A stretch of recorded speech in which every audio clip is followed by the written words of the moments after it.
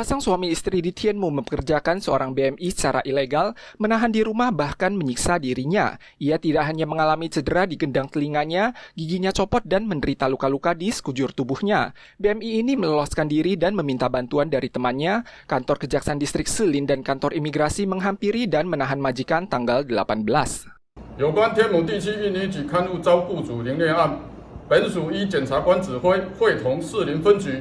以本年7月18日持搜索票前往非法雇主住处搜索。 BMI ini awalnya bekerja di Kaohsiung, ia kabur ke Taipei bulan April tahun lalu dan bekerja di rumah majikan baru di wilayah Tianmu setelah diperkenalkan oleh temannya, sehingga menjadi pekerja yang kehilangan kontak dan mengalami penyiksaan dari majikannya selama 14 bulan. 经检察官讯问后，认被告二人均涉犯违反人口贩运防治法、伤害、妨害自由等罪嫌，分别预支理性被告拒保10万元，阳性被告拒保15万元，并均限制出境出海。 Majikan juga diduga melakukan kekerasan dan memaksa PMA menandatangani surat perjanjian. Kejaksaan Distrik Silin menginstruksikan kantor imigrasi, Departemen Kepolisian Kota New Taipei, dan unit lain untuk melakukan penyelidikan, penggeledahan, dan penangkapan. Walau menolak membukakan pintu, mereka akhirnya dibawa untuk proses interogasi. Taiwan melaporkan 26.779 kasus lokal dan 367 kasus impor pada 19 Juli. Chen Shizhong yang kini berfokus ke ajang pemilihan wali kota Taipei mundur dari jabatannya sebagai komandan CCC pada hari Senin dan diserahkan kepada Victor Wang. Wang menyampaikan pihaknya berhasil membendung 44 kasus BA4 dan BA5.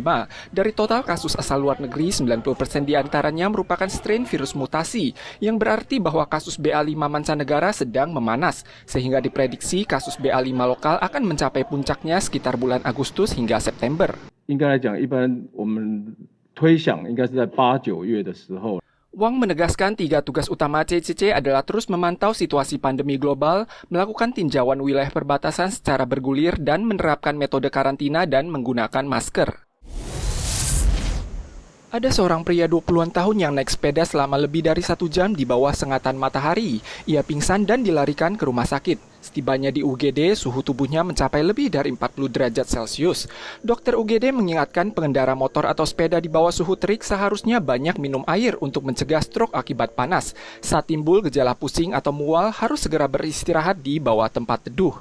Menurut catatan statistik, kasus cedera akibat panas tanggal 17 dan 18 Juli masing-masing mencapai belasan orang. Total 343 orang selama bulan Juli. Suhu selama sepekan di seluruh wilayah Taiwan, terutama Penghu, Kinmen-Matsu, umumnya cerah berawan akibat pengaruh tekanan tinggi Samudra Pasifik. Suhu tinggi masih akan terus berlanjut, sedangkan suhu Taipei pada hari Jumat berpeluang mencapai 30 derajat Celcius. Suhu tinggi memicu api liar di Provinsi Gironda, Barat Daya Prancis dari tanggal 12 hingga kini dan telah melalap 11.000 hektar lahan tanah. Kobaran api memaksa lebih dari 16.000 turis dan warga setempat untuk mengungsi. Kekeringan yang timbul akibat suhu tinggi hingga kini belum ada tanda-tanda mereda.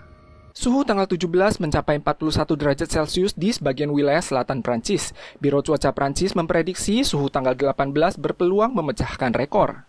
Lebih dari 30 titik api liar juga muncul di Spanyol termasuk pegunungan Sierra de Mijas. Dari gambar kamera udara dapat terlihat gumpalan asap tebal.